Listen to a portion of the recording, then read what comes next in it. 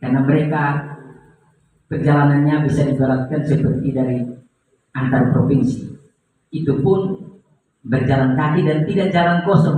Tidak hanya tenteng Alkitabnya saja, harus bawa ternak karena di sana mereka akan persembahkan itu. Ya, kemudian yang berikut kita lihat juga sejarahnya. Jadi Yerusalem itu sebagai pusat ibadah.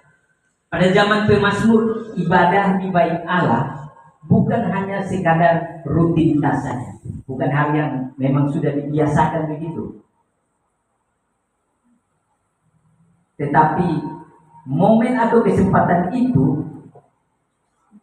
sangat dirindukan oleh umat Tuhan pada waktu itu. Kenapa mereka sangat merindukan ibadah di bait Allah?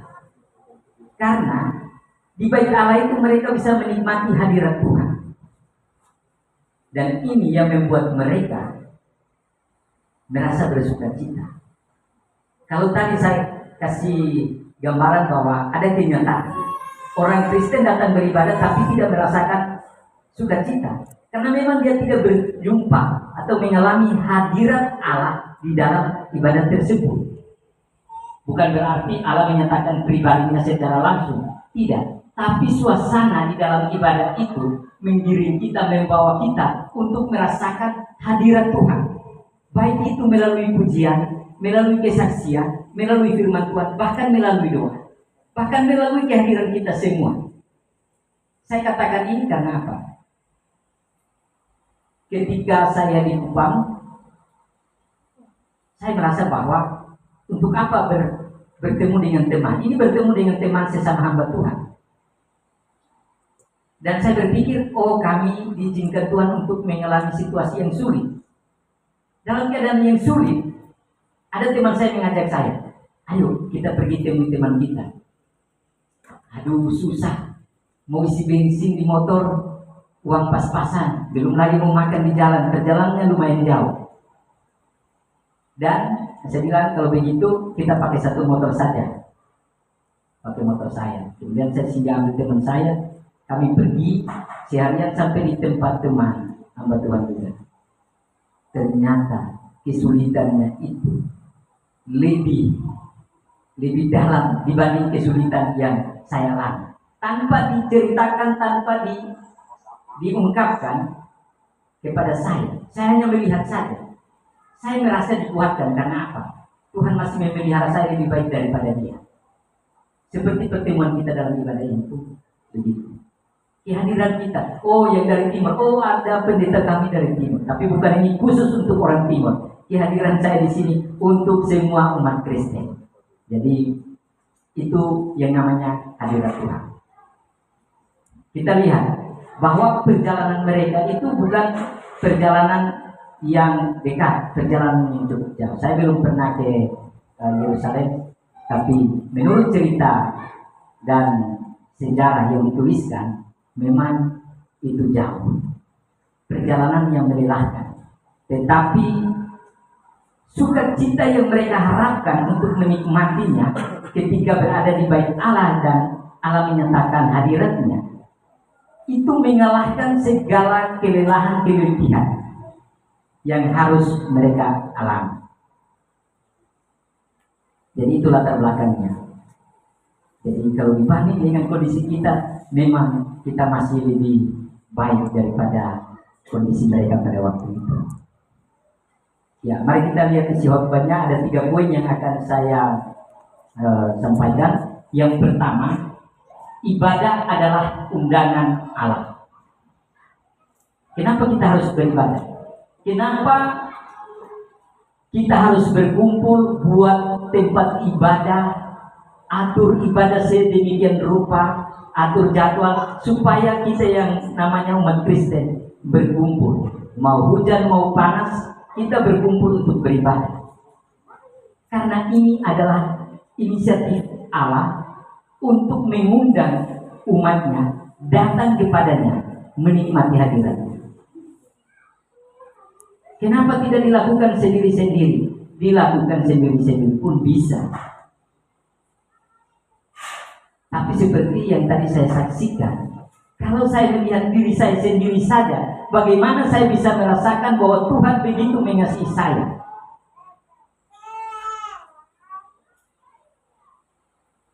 Jadi ini undangan daripada Allah. Bagi kita yang bekerja di kebun, yang bekerja di pabrik, ataupun di tempat lain, Tuhan tahu. Tadi ada pujian, Tuhan mengenal. Karena Tuhan Maha tahu, maka Dia mengenal kita. Dia mengenal kita karena Dia yang menciptakan kita. Sudah pasti itu. Jadi bagi kita yang bekerja di kebun, di pabrik, ataupun di tempat lain, Tuhan kita yang Maha tahu itu tahu betapa beratnya pekerjaan kita, betapa sibuknya kita. Sampai kita diperhadapkan dengan dilema, mau kerja atau mau beribadah. Tuhan juga mengatur semua.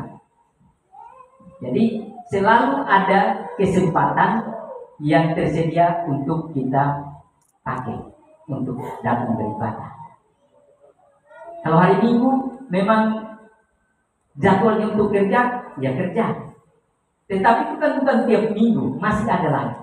Itu sebabnya kerinduan kami adalah selain ibadah hari Minggu, mungkin diupdating dibuat satu kali, sehingga yang tidak bisa ikut ibadah di hari Minggu, paling tidak dia bisa ikut ibadah di updating.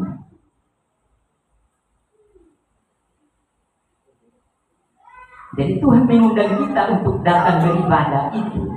Dan Tuhan sudah tahu kita bekerja keras, terlalu berat pekerjaan kita, terlalu sibuk kita. Diundang lagi datang ke gereja tanpa beban. Tidak. Jadi jangan beranggapan bahwa kita sudah lelah, letih, tapi diundang lagi datang beribadah tanpa beban. Nah itu kita keliru. Jadi Tuhan mengundang kita yang berbeban berat itu datang beribadah. Tujuannya apa? Tujuannya supaya Tuhan melepaskan beban yang kita rasakan itu. Supaya apa? Supaya Tuhan menguatkan kita yang selama 1 minggu kita sudah terkuras tenaga, pikiran, dan waktu. Disinilah Tuhan mau memulihkan kita. Tapi terkadang karena kita salah mengerti, seakan-akan kita datang ke gereja tanpa beban. Padahal datang ke gereja, kita kumpul, kita beribadah. Rasa sukacita yang begitu dalam itu bisa menghilangkan segala rasa capek yang begitu berat. Poin kedua, ibadah membawa sukacita sejati. Kenapa ada kata sejati? Di luar sana ada banyak sukacita yang ditawarkan kepada kita. Agama lain pun mengajarkan itu. Tetapi sukacita yang kita dapatkan melalui kebenaran firman Tuhan ini, sumbernya itu yang menentukan sejati atau tidak. Sukacita dari Allah yang hidup. Ingat, Allah yang hidup, Allah yang kekal, yang menciptakan langit dan bumi termasuk kita, dan yang mengontrol semuanya, mengatur semuanya supaya sesuai dengan kehendaknya dan tujuannya. Dia yang mengalirkan sukacita itu ke dalam hati kita. Maka sukacita yang dari Tuhan itulah adalah sukacita yang sejati. Di sini pemazmur tidak berkata, aku terpaksa. Dia tidak katakan, aku terpaksa ketika dikatakan orang kepadaku, mari kita pergi ke rumah Tuhan. Artinya apa? Artinya dia pergi dengan terpaksa. Tidak dikatakan seperti itu. Justru dia katakan, aku bersukacita. Nah, ini kalau kita lihat kenyataan mungkin terbalik ya. Kadang dia ajak saya terus. Respon kita berbeda dengan pemazmur. Tapi biarlah hari ini firman Tuhan ini menambah wawasan kita, menambah pemahaman kita supaya ketika ada saudara kita, tetangga kita, teman kita, keluarga kita yang mengajak kita, mengingatkan kita ada ibadah, mari kita pergi beribadah. Ingat firman Tuhan hari ini. Apakah kita meresponnya dengan sukacita seperti pemazmur, atau malah kita menganggap itu satu beban? Mengapa pemazmur mengatakan aku bersukacita? Karena di rumah Tuhan ada persekutuan seperti kita sekarang ini dengan saudara seiman. Karena kita dari berbagai latar belakang suku. Ada penyembahan kepada Allah yang hidup, dan ada firman Tuhan yang menguatkan kita.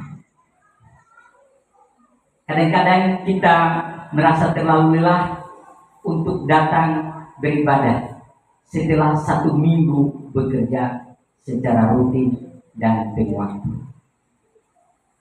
Sehingga pilihannya adalah apa?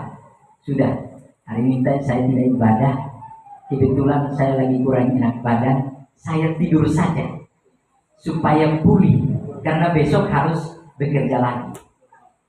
Memang itu baik, tetapi jauh lebih baik dalam keadaan seperti itu kita datang, karena Tuhan tahu dalam keadaan begitu saja dia datang, Tuhan pasti akan pulihkan.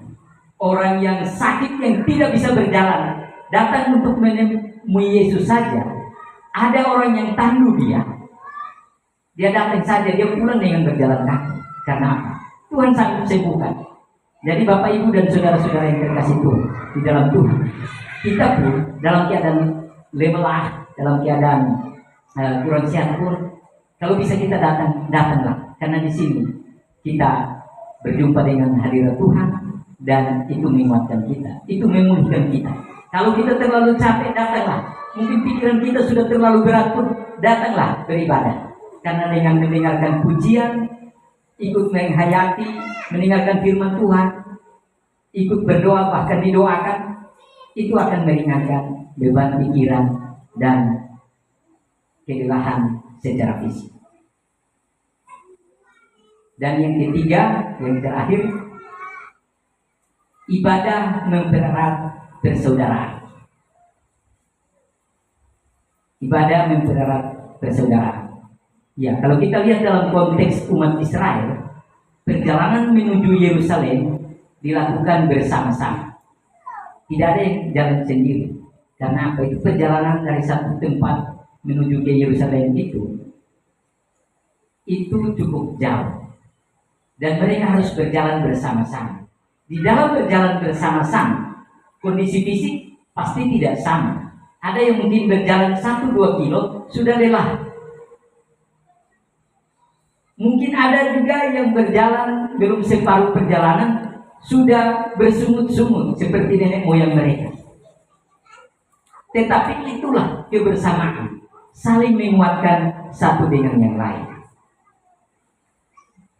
Dan sebagai jemaat yang berasal dari berbagai suku dan latar belakang, ibadah bersama seperti yang kita lakukan saat ini adalah kesempatan untuk mempererat kebersamaan kita. Di rumah Tuhan, kita semua sama. Kita adalah umat Tuhan karena kita ditebus oleh Tuhan. Karena itu, marilah kita terus bersemangat untuk beribadah bersama-sama. Dan sebagai penutup, mari kita lihat ada beberapa hal yang bisa diaplikasikan dalam kehidupan kita. Yang pertama, jadikan ibadah sebagai prioritas. Jadikan ibadah sebagai prioritas. Jangan biarkan kesibukan pekerjaan menghalangi kita untuk datang ke rumah Tuhan. Karena sebenarnya Tuhan selalu kasih kesempatan. Tidak mungkin 1 bulan full. Tetapi Tuhan pasti kasih kesempatan. Yang kedua, persiapkan hati untuk ibadah. Nah, ini dengarkan baik-baik. Persiapkan hati untuk datang beribadah.